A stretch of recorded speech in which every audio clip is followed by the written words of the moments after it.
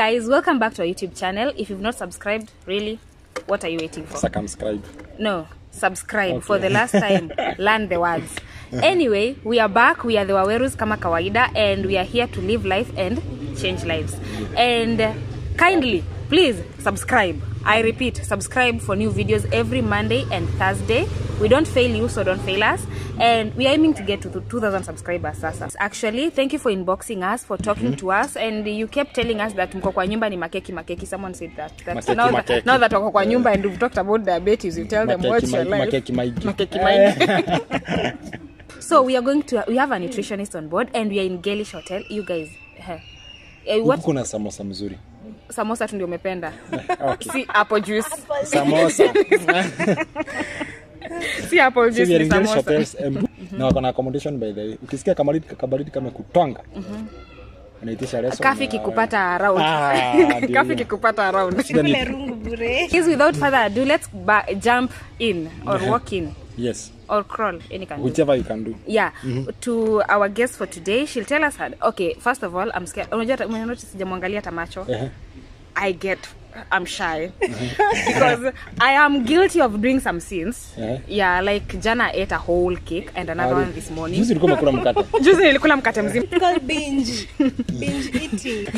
So we'll start with first talking about what exactly when we mean we are supposed to look at our lifestyle, eat well. Okay, you know our biggest interest as the WAWERUS is to live right, change lives. Yes, and I think we have decided to do it in different manners so that we can check on different aspects of life. That includes the biggest aspect of life is eating is living, or living is eating. Kukula chakula, kuponda mali, kukula pesa, kila kitu ni kukula raha. Kila kitu ni kukula. And by that, before you even start defining what nutrition is, I need to answer this. Do we live to eat or we eat to live? We live to eat. Oh, we eat to live. Well, welcome to the WAWERUS. We are the WAWERUS. We are like this. Okay, we are the Kikusi team. Kikuyu and Kisii team. It's called Kikusi team. She's the noise maker. Yeah, you should tell us your name and maybe what you do, and you know, you also change lives by telling us, by limiting what we put in our mouths. Yes. What is nutrition? What should I eat when nimaliza kitabu? No, let her first tell us your name. Tell us your name. So my name is Brenda Wamboi Wanjira, and I'm a clinical nutritionist at Embu Children's Hospital. So anyway, tell us. So you've said that we live to eat, and we understand that this nutrition, first of all, Children's Hospital. Yes. That is my major focus in life, children, because honestly speaking, I went through a lot when I was giving birth to my baby, and I decided I'm going to be a good mom. God, you've given me this child. No, good mom. So tell us, what is nutrition when it comes to, in relation to, you know, we all grow up, we start with kids. Tell us, what is nutrition in general? We need to know nutrition in general. So nutrition is basically the study of how nutrients, or what nutrients do to our body. And most of the time we say that you are what you eat. And from food you get the basic nutrients that you need for growth, for health, and for development. From food, we get the essential nutrients that we need for growth and for development. And the nutrients that we get from food are the macronutrients and the micronutrients. So basically, before I get into all the macro and the micros, you are basically what you eat or don't eat. Okay, that's new. We are what to eat and what we don't eat. So it means that if we don't eat something, it's still a problem. Yes, because most of the micronutrient deficiencies comes from what we don't consume. Oh, so the problem is not what we eat. It is what you eat and what you don't eat. So in short, the problem can be caused by what I have eaten or what I have not eaten. Yes. So if I may ask, so problem kama hizo ni cha.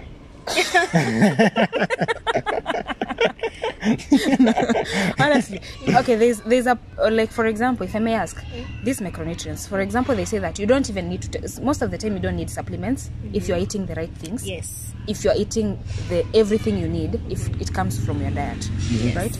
But most of the time when I look at things, like, for example, let me put that in relation to our children. You tell us that we are supposed to take our children to get the sun. But as adults, you find out sometimes that you get to work at 8. You know, when it's a child, you'll take the child to the sun. But you get to work at 8, then you come out of work at 5. you don't get that sun enough. So where do you get that vitamin D from? Vitamin D can also be found from food. If there's one thing I have passion for is kids. Because from a child, from conception is where you start. From the time you exclusively breastfeed, and then you start complementary feeding. And most of the time, you know the clinic book. The clinic book starts, you have the right birth weight. You start breastfeeding, the curve goes up. You start complementary feeding, things now start going south. Start dropping. Honestly, that has been my challenge. Up to now, my son is 1 year and almost 5 months, but 10 kgs. Should you overeat if you are a lactating mother? Should you overeat? No. Like okay, the weight you gain during pregnancy will be dictated by pre-conceiving weight. If you're underweight, if you have a normal weight, if you're overweight, or if you're obese. So that means that when you're underweight, your nutritionist will advise that your energy requirement needs to be more, so that you can actually come to a normal weight and avoid the instance of having a low birth weight baby. There's something we call life cycle, whereby you're underweight, you give birth to a low birth weight child, they become underweight, they become malnourished. When they get to their reproductive age, they are also underweight, they give birth to a low. It becomes a cycle. It not becomes genetic. It becomes a cycle. And when you're when you're underweight, you are allowed to gain about 18 kgs when you're pregnant. When you're of normal weight, there's also the weight that you should gain according to where your BMI is. When you're overweight and obese, you're at least allowed not more than 10 kgs during pregnancy. But what vitu kwa gradually different. So you find you're overweight, you conceived with 70 kgs, at that time you're already overweight, but you gain 20 kgs. So you find that by the time you're delivering, you're almost 90 kgs. And then you start breastfeeding. Instead of losing weight when you're breastfeeding, which you should, because breastfeeding is an engaging activity and its energy requirement is not as much. So what should happen, your nutritionist should calculate your energy requirement and then add the energy that you need to breastfeed. Okay? Now you are lactating. Okay, we all know ukinyonyesha yenyewe you eat everything. You eat everything. We know. In fact, hata ukiona nyama kwa hotel unasema ninunulia ile ninanyonyesha. Yeah. So does that have an effect? Like, yes, it does. And what I advise, because sometimes inakuwa ngumu to lose weight when you have just delivered, make sure that by the time you actually conceive again, you have lost that baby weight. Oh, whatever you gain, it took. Yes, you have lost that. And you see, it becomes hard to actually lose 20 kgs that you gained while you're pregnant, and another maybe 20 that you lost, that you gained when you're lactating. So you have a whole. So you find that msichana before akiolewa alikuwa msichana. Then after two babies later, down the line. Is that the reason as wanasemanga msichana akizaa kwa mrembo, mtoto wa pili ni mumama? But you see, that is the case. The thing is, nutrition plays a role in even how we look, and even how we age. Sisi watu hadi sama tunaga hiyo. Okay. And no wonder you are this beautiful. You should give me a manual. You know, it's all in. I'm not saying I'm living right, but it's all in your lifestyle. So, how much do you sleep? How much alcohol do you take? If you take alcohol, how much in your nutrition? What are you really eating? What's on your plate? To break it down in a layman's language, as I usually call it. So, drinking more or less inaharibu supu ama inaongeza? Drinking alcohol. Alcohol is not good for your skin, not good for your liver. Kunywa zaidi haribu sura. Tunamaliza hii. Kulala sana. You should sleep enough. Yes, more or enough. Not less than 8 hours a day. I'm so ugly. Not less than 8 hours. No, you should actually get rest for you to even be productive. If you sleep for more than 8 hours, for less. You sleep for less than 8 hours a day, ujue supu yako ni kwa day inaenda. That comes with eye bags, eh? Yeah, that's a That comes with eye bags, eh? Naona watu wengine hapa eye bags, eh? Na wrinkles. Ukilala kidogo unazeeka, wrinkles, eh? That's so tumesema kuzeeka inaharibu supu, kukunywa inaharibu supu. Hii ni chakula. Fruits are good for your skin. Kula matunda, Rebecca, bas, kwa sawa. Wewe usiulize hiyo ingine, tunaangalia kule. Unajua kuna mtu pale anasema wanaume haoni nikiwa msupu, tunaitengeneza tu hivi. Now another question. Take a lot of water. A lot of water. Twaga maji. Water, H2O. Water is also part of your nutrition. You count your daily intake, you add water to it. Okay, like just when I like I said that your energy requirement is calculated by how much you weigh, your age, your height, your physical activity. We also calculate your fluid requirement according to your weight. Wow.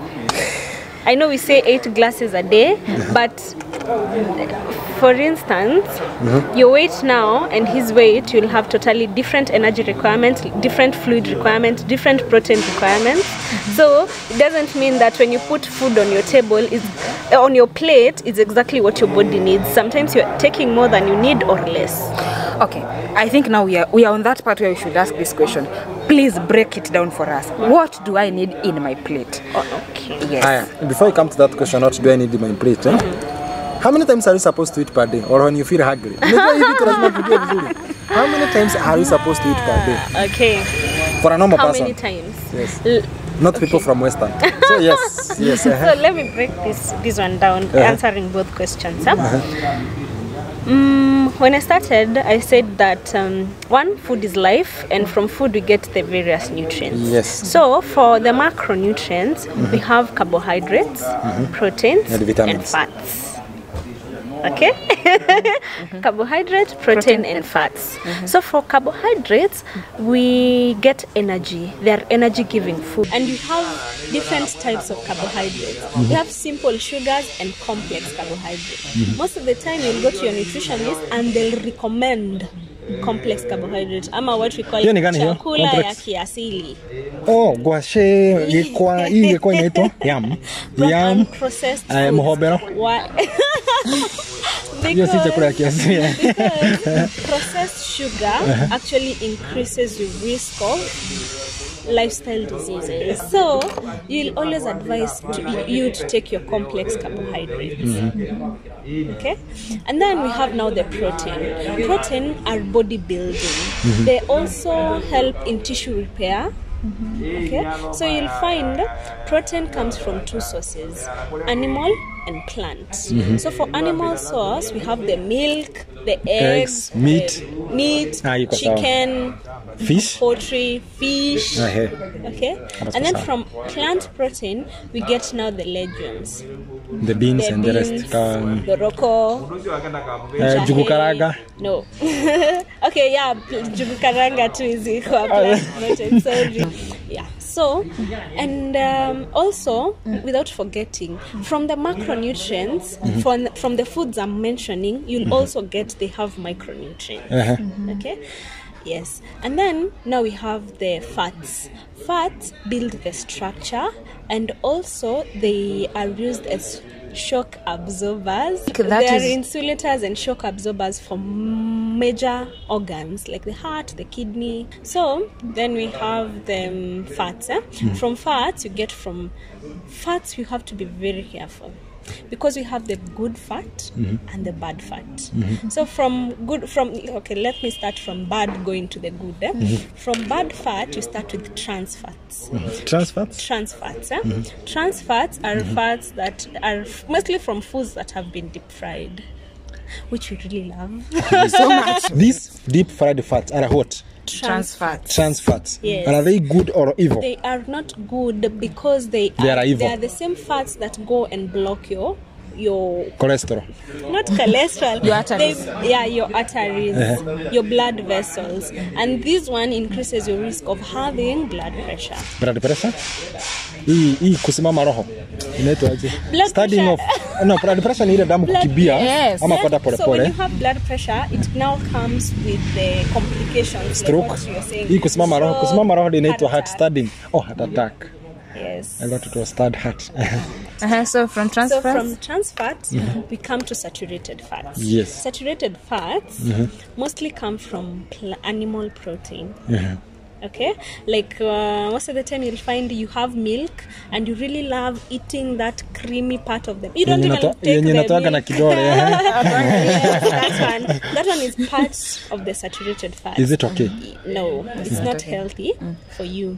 You go to your butchery, you always say nataka hapa panono, acha na hiyo ingine. So that also contributes to your trans fat. So from trans fats, we now come to monounsaturated fats or polyunsaturated fats, or basically unsaturated fats. So from this you get fats from nuts, from fish, From macadamia. And then we also have the olive fats, mostly fats from plant Red fish. plants, Plants, except coconut. Why? Why not coconut? Coconut has the bad fat. Why? And that's why you'll always find any fat that you see is solid. When you consume it, it contributes to blocking of It will your still be solid. Yes. Now coconut has the tendency of solidifying during the cold. At room temperature. Let me yes. now ask something. Yeah, that was about. But coconut fats. is good for skin and hair and Yes. all that. I know. Yeah. Yes. Avocado imeshika Even hizo zote. avocado is very good. Huko bona sana sisi watu wa Murang'a, avocado ni mingi. Avocado is a cash crop after music, especially in Kataga. So another question I'm asking from here. We have talked about fats. There is a point I'm trying to ask, and you are not answering me. What should I eat? How many times should I? Okay, don't forget even what. How many Your times? question was?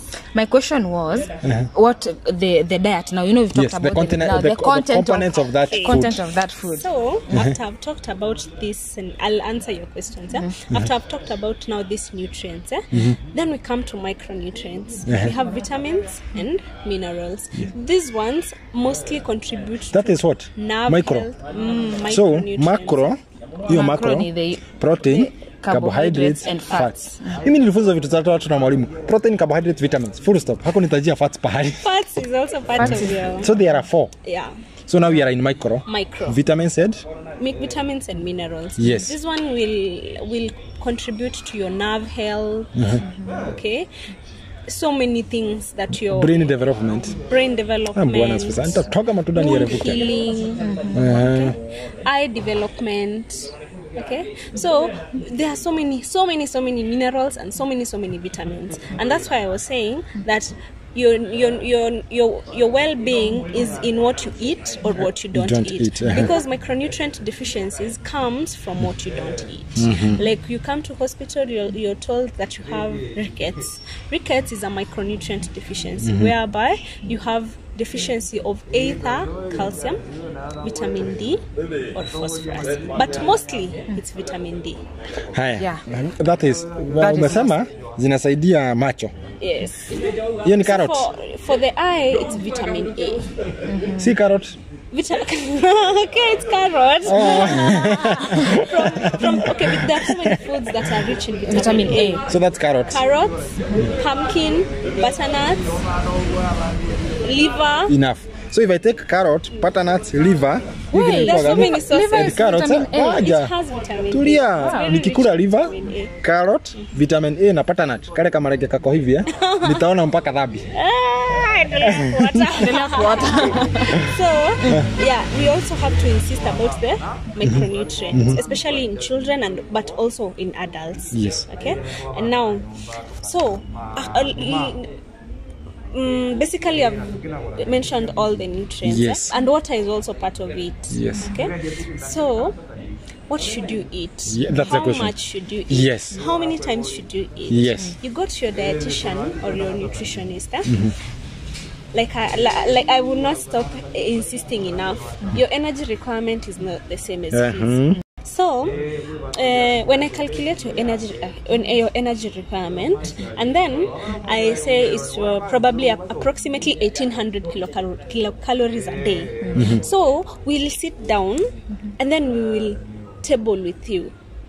what is available, because our feeding habits are influenced by so many things. Yes. From availability to Location. Oh, I think I've elaborated your location. culture.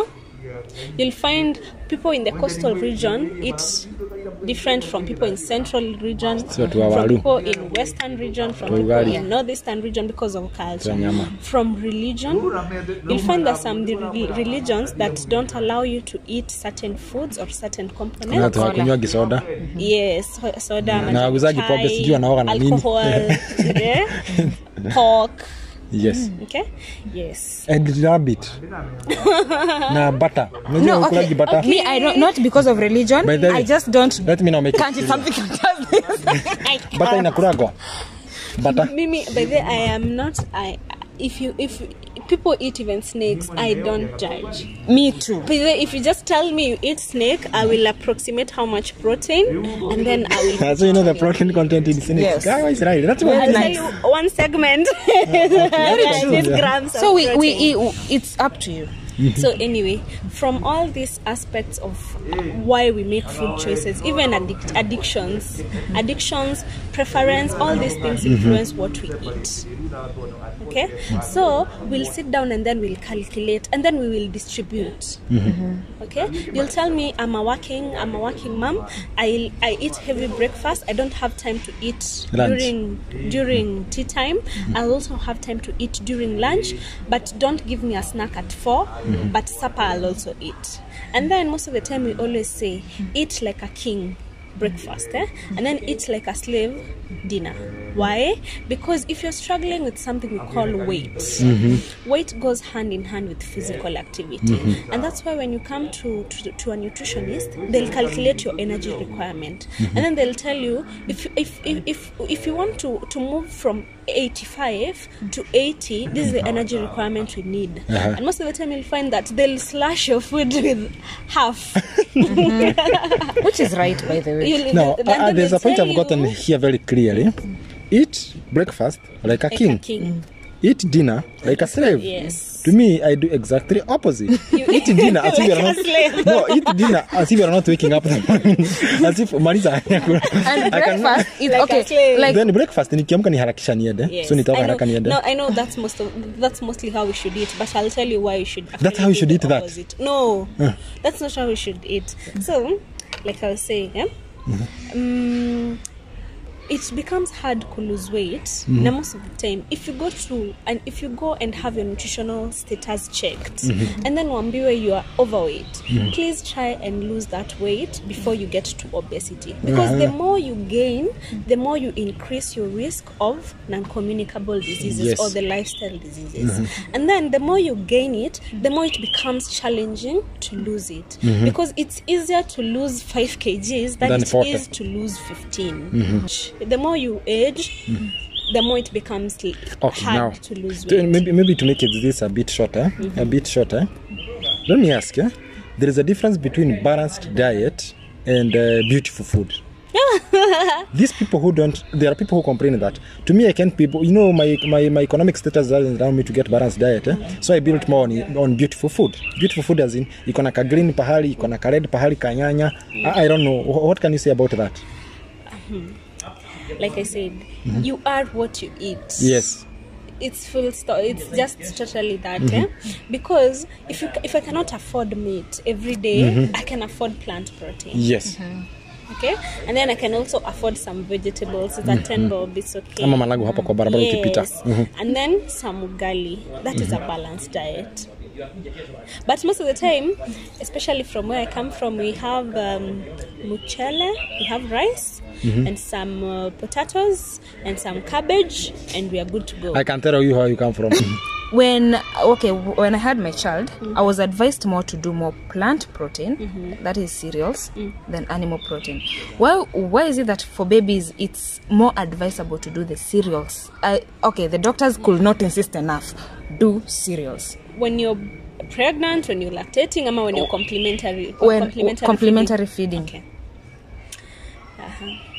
Let me say it from my point of view. Complementary feeding is something that I hold close to my heart, because I don't feel nice when children come to hospital with micronutrient deficiency or macronutrient deficiency, whereby a child's nutritional status is guided by the weight for age. As the child grows, there's a certain weight they should be at a certain age. Yes. The same thing about the height. A certain height at a certain age. Hiyo ni BMI. And then, no, that's not BMI. That is for children. For children, you don't do BMI. For children, it's not BMI. So there's also the weight for a certain height. So you find that they deviate from the standard so much, and catching up becomes an issue.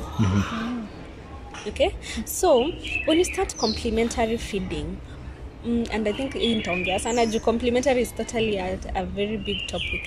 What are you complementing? You're complementing breast milk. Okay, so the first thing that you check, which are these nutrients that were poor in or limited in breast milk, that now that I have a chance to give, I want to actually give to my baby. The first one is vitamin A, and that's why when you go to clinic at 6 months, you're given a vitamin A supplement.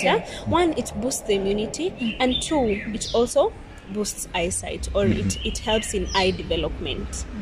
Okay, so which foods do I want to give that are rich in vitamin A? Like I mentioned them, the pumpkin, the carrots, the tomatoes. No, Liver.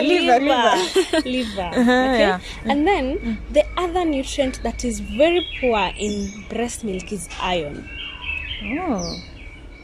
Okay, so most of the time you'll find mtoto anakuja at 8 months akona iron deficiency. Why? Because you delay introducing protein. Why? Because in our African culture, mama atakwambia hii kona nguvu sana usimpe. Bonda malenge na. So you find that mara mingi tunapeana carbohydrates and vitamins or the vegetables. Another question, the issue of eggs.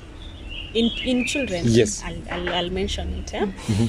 Then iron comes from protein, and mostly from animal protein. Why? Because animal protein contains the heme source of iron, whereby the heme source of iron, or the heme component of iron, is easily available or absorbed by the body to make hemoglobin. Okay, then we have the non-heme source of iron, whereby this one is gotten from cereals or the legumes and green leafy vegetables. Okay, yes, and then the other nutrient that is not rich in breast milk is vitamin D. Vitamin D comes from fish, from egg yolk, from sunshine, and also from fortified foods. How about milk? Milk does not have vitamin D, it has calcium. Okay, my baby hates milk, and I've been forcing him. Don't force him. So it's okay if he doesn't take milk? It's okay. There's also that aspect of feeding whereby you have to go with preference. Oh, the baby has preference. Thank you.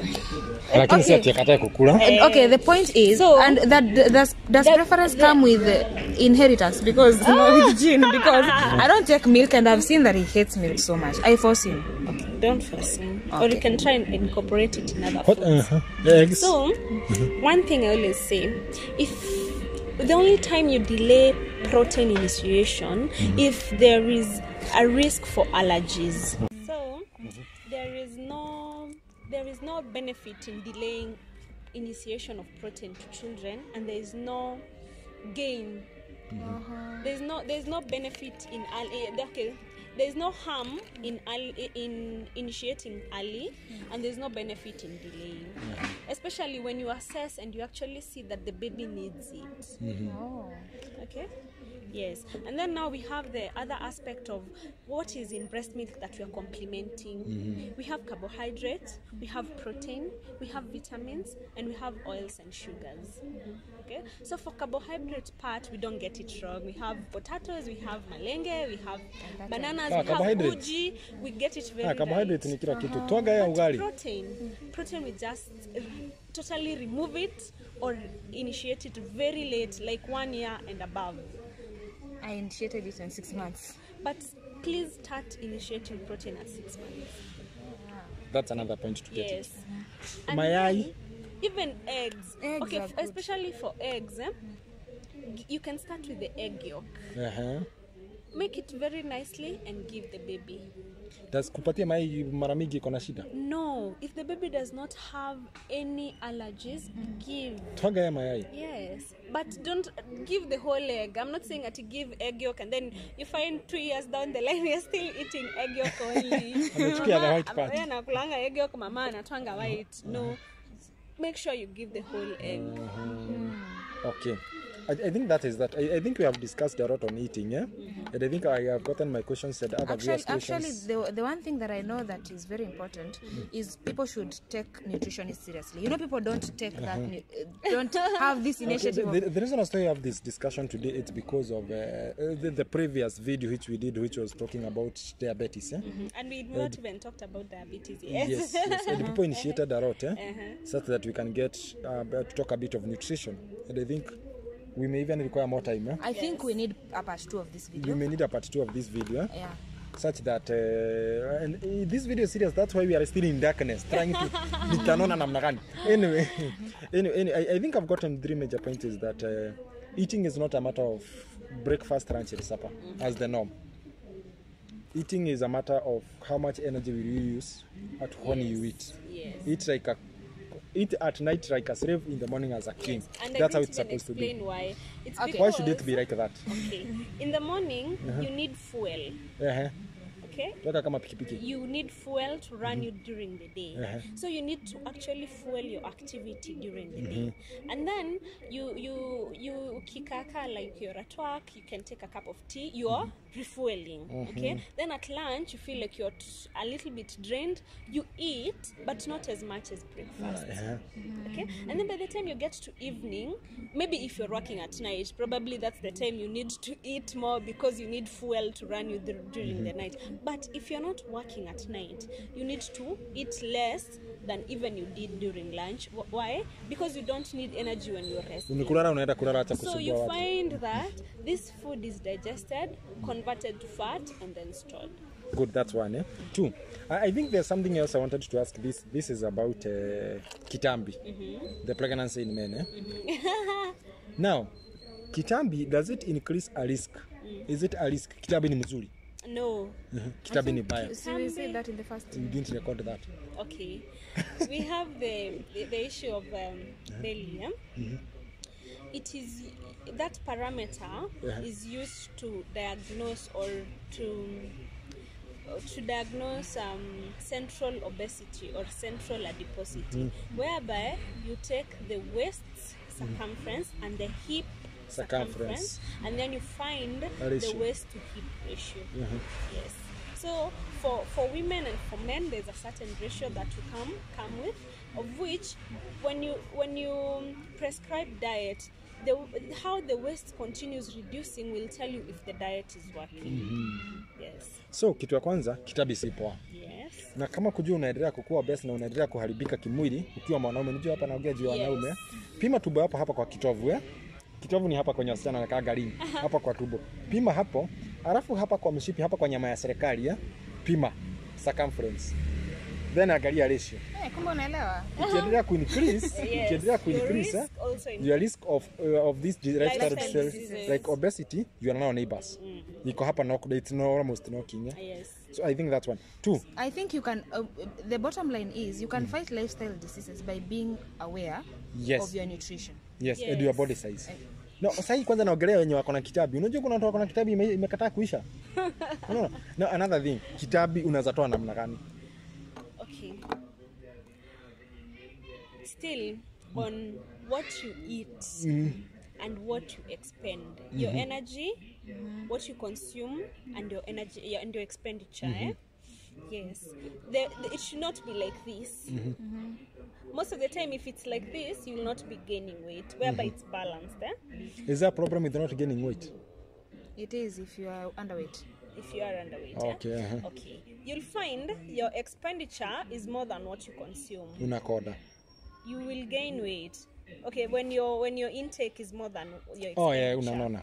Okay, so that means that you give your body more fuel than it actually needs. Yes. Because your activity is so little, or you have a sedentary kind of lifestyle, and you're feeding. In Romance language, unalisha kagurue ndani yako.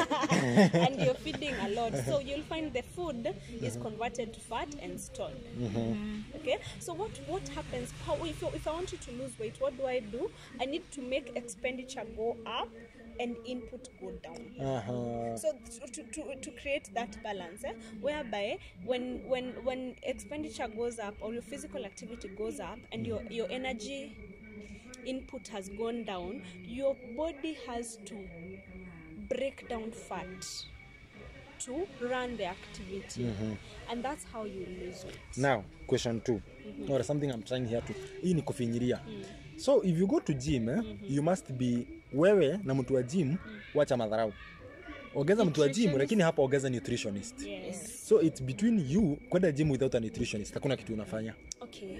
Most of the time unapata umeambiwa na daktari you need to lose weight and then you hit the gym. Unakibia gym. You'll find that you have increased your physical activity. Yes. Okay, but sometimes you compensate. That I'm from the gym. Can't you see I'm the sweating? Breastfeeding notion? Yes, and now I have to eat. So you actually return the energy you have So if you go to gym, behave. Go to gym, exercise. And that's what something I'll always keep insisting. For you to lose these weights. And there's a reason why people will always be rushing to diets, like diets that keep trending. Remove belly fat. We have intermittent fasting. We have the keto diet. Green tea. No carbs. I'm not saying that these foods don't gluten free. I'm just saying that there are some reasons why they don't. One, some of these diets are not sustainable. Like you need someone to guide you. Okay, you need someone to walk with you, tell you what's the limit. Because for instance, like the keto diet, before your body actually gets to that level where it can use fat as energy, it's I know keto ni diet ni chakula. It's a diet that is rich in fat, so you actually do more fat and less of everything. That one I can't. But so it's not fat. You get something like nuts, avocado, the natural kind of fats. So in short, what I'm trying to get here, what I can advise people, or what you can advise people, what I can advise people with your support, allow me to say this. If you are going to the gym, check on your diet also, else you're doing zero work. And also, if you're trying to use any method of losing weight, just try and talk to your nutritionist, because most of these methods that we find all over are not sustainable. So I for think, instance, something like keto diet, let me give you an example of keto diet. It also has its limitation, whereby it's not sustainable, it's not something that you can do for a year. Why? Because you'll end up having micronutrient deficiency. Oh yeah. Okay, so talk to your nutritionist, tell them what you want, and set a goal, have a target, so that you can actually work with them. The same way, if you're advised to do something, make it a lifestyle. It's not something that I do today and then tomorrow it's my cheating day, whereby you're taking fries and everything is on the table, and then you feel guilty thereafter, and then you go back to what was prescribed. No, it cannot work like that. Kuna point moja still nimepata ya nguvu sana hapa. People have to get this topic. These are point kiboko yao. These deep fried fats, trans fats, they are very wrong. Yes. Kabisa, very wrong. Ukisema nikatie pale kwenye kuna mafuta kwa ile nyama imehang pale, wewe ni kwenda unaenda sasa. Wewe unajipanga kiafya. You increase your risks. Unajua increasing your risk inamaanisha nini? Wewe wale wengine wako nyuma. So nilikuwa unaenda haraka. So I think because of time, I think as we are planning part 2 of this, we can end this at here. Yeah, we should end it here. We've touched everything. Now specify where you want us to go broadly. And you've seen we have a very beautiful nutritionist. I must add that because honestly, let's continue. I'm your wife and I'm seated here. Please help me sleep early. Let me sleep early. So you guys. No, it's because of the viewers. Oh yeah. We are changing life. Yeah, we are changing lives. Exactly. Hers is changed by working with us. So you guys, we'll do part 2 of this next Thursday. It will be a part 2 of this and the other Thursday, but we need you to tell us specifically in nutrition what you like us to talk about. Yes, because nutrition is very hard. But please subscribe, share this video and like our videos, please. Subscribe to our page and get us live on Facebook Monday, Wednesday and Saturday. Changing life stories. Yes, and we won't go far. We'll just tell you subscribe. We repeat subscribe. Do we give them the usual 5 seconds? Subscribe. So until next Thursday, guys. Bye. Bye.